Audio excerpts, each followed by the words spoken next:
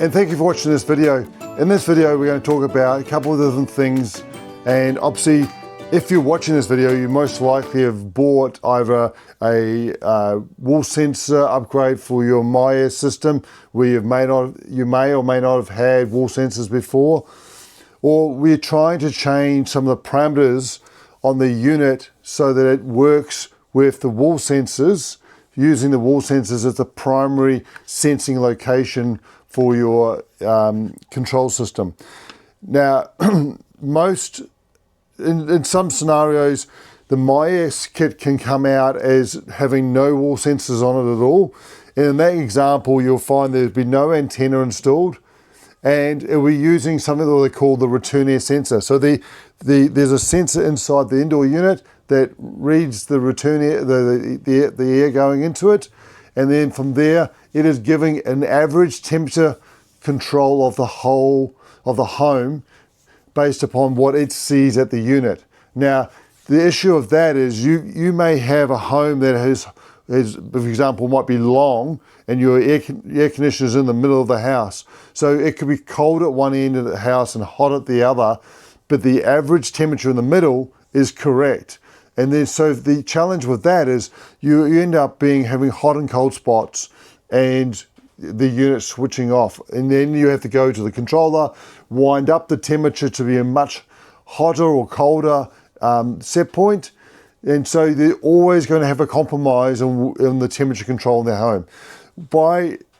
In this video, we're going to go through some simple steps and how at Control Climate Hub, we've simplified the process to be able to do this upgrade.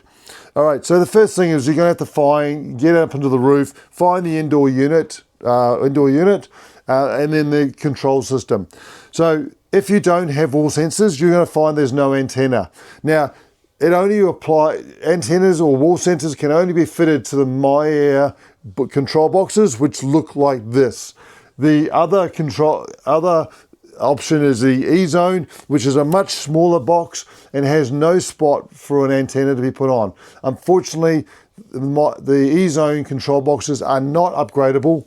You'd have to change the control box to allow you to add wall sensors. And depending on what version you've got, you may not be able to control or you may not be able to do a full upgrade you may not be able to do a partial upgrade without doing a full system upgrade. Any control box between CB5 and CB9 had a different version of power supply and touch panel and wall sensors. Now with the CB10, it comes with a whole new set of power supply, control box, touch panel and wall sensors to suit. The only thing that haven't changed is the antennas and the zone motors. Now, how do we go about doing this? So once we get into the roof, we located the control box. First what we want to do is we want to add in the antenna.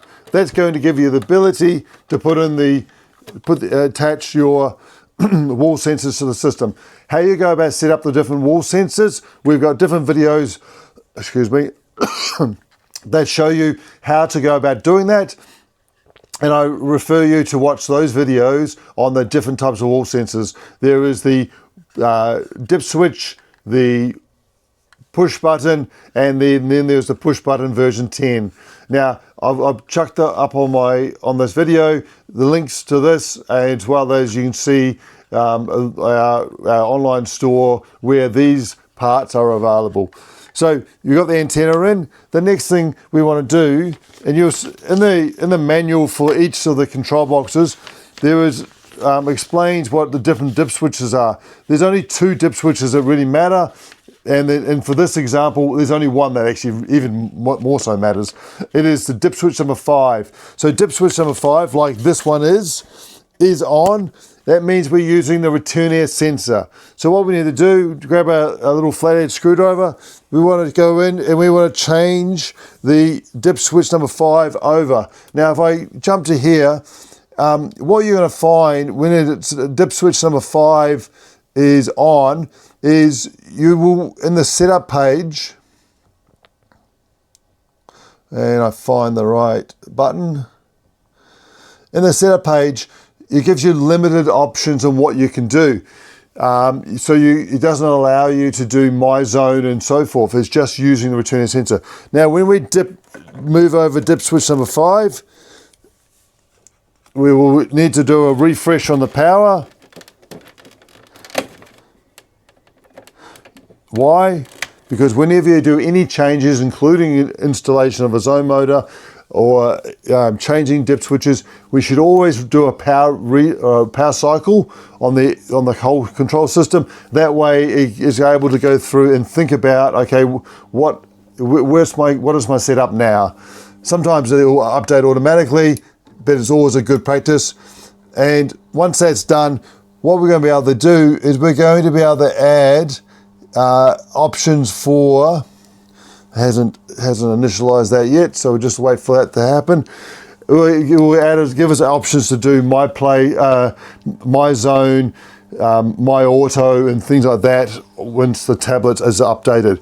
All right, so now that we've got the antenna in, we've covered the antenna, we've covered the dip switch number 5 being set to off as per the instruction manuals from Advantage Air. Now, what we've done is we've got a series of different little flyers that suit the different units that you may be using. So this is an example is a Daikin. So what we're going to be doing is we're going to go through and connect the wiring of the Daikin controller. And what I've done, we've set up a wiring loom or this controller so that's simple and easy for you to change it over and not have to go into the electronic cabinet and worry about any of that sort of stuff. So take this black loom, which comes from the link cable. The link cable is what's connecting your control box to your unit. We're going to plug that into the loom of the thermostat that we've supplied or hired to you. And then we're going to wait for that to initialize.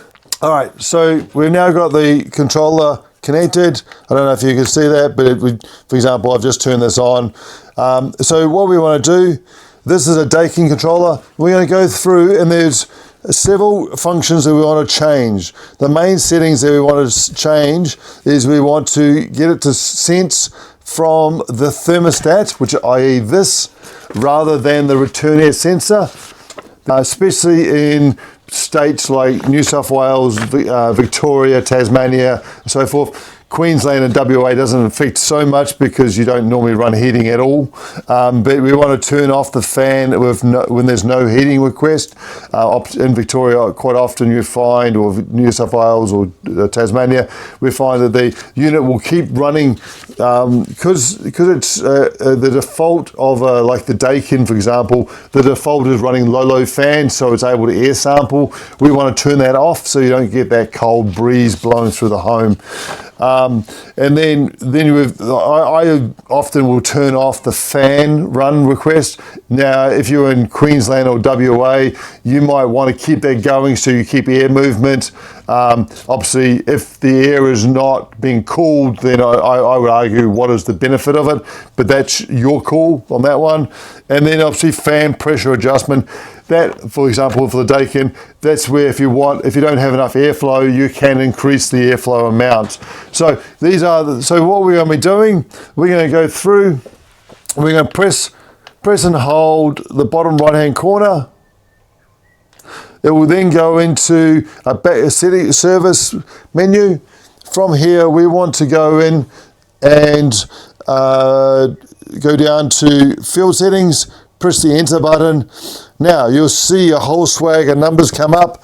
Now this is where we look at what our instructions are. So we're on 20 at the moment. We want to go across to 22, and 22 we want to adjust that to be from 01. 01 is return air sensor. We want to adjust that now to be 03. We push enter and we want to save the changes. Yes, they'll then save. Then we're back to the mode, which is 20. We want to move that now to 22. And 22, we want to adjust that to be from 01. 01 is return air sensor. We want to adjust that now to be 03. We push enter and we want to save the changes. Yes, They'll then save. Then we're back to the mode, which is 20. We want to move that now to 22. Now we then want to scroll acrossward, go cross arrow to number 3. Now number 01 is default with fan running on low fan with no heating request, so we want to move that to 3. We press enter, we want to save that. For me, I always put the cooling, so that is 06, well that's 6, sorry, 22-6. Then we move that 01 to 03 and save that. Now, if you don't have enough airflow, we go to 23. Now every unit has slightly different parameters. On most of the ducted units, you'll find that 23.6 is defaulted at 10. In this example, it's not. It's got no option available, so we won't be able to change the fan pressure on this because this is just a little bulkhead unit. It's not showing us an option on 23. So sometimes you find different units have different parameters in them. In this case, it's showing me up, and it's made it a bit more difficult to show you as a consumer how to do it. But if you've got a Daikin ducted, often 23.6 is set to 10, which is default fan speed. And then once that's all done, you exit using the bottom right hand corner, exit out of that page. So that then goes through and saves those files that you've done, and it updates and stores it. Then once that's done, we'll then want to connect it. That's now saved, and you see that it's come back to the main screen. We can then reconnect this back up, plugging that back in. And then from there, we'll be able to set this to fan, or turn this fan on, and away we'll go. As you can see here, we now got the fan running. I don't know if you can see that, but if I put that bit of paper down, you can see it flapping in the breeze. So we've got control of that. And then you can turn it off. So that's how we go through and do the change of the parameters. That's how we plug in the cable.